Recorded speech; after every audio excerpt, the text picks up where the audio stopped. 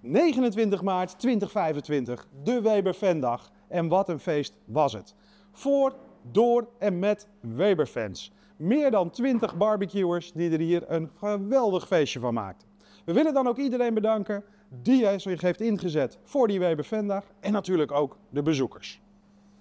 We begonnen de dag met een klein shotje whisky. En niet zomaar whisky, Highland Park whisky. Geregeld door slijterij Henk Peter.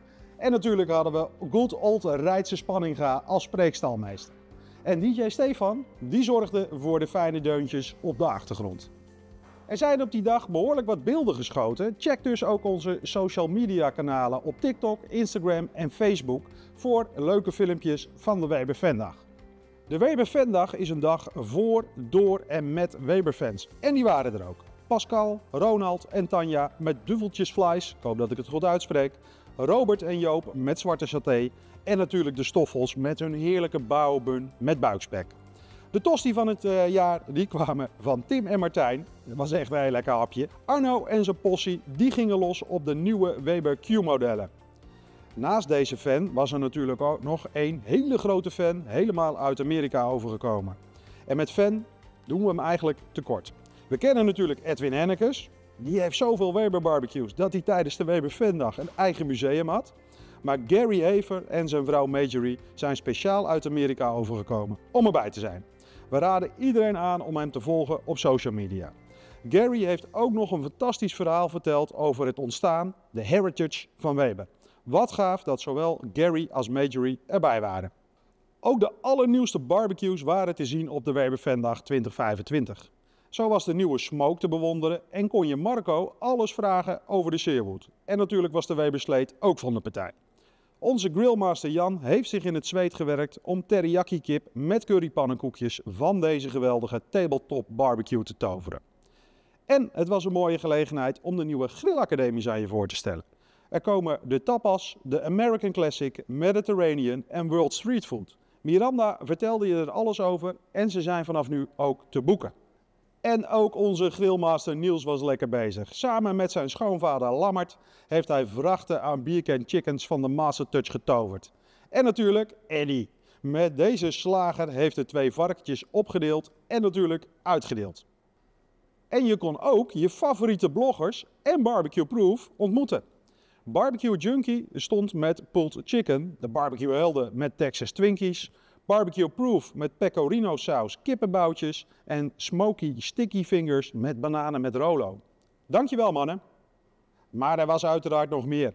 Bij Petromax waren de poffertjes van Dennis, Roos en Jeroen een regelrechter hit.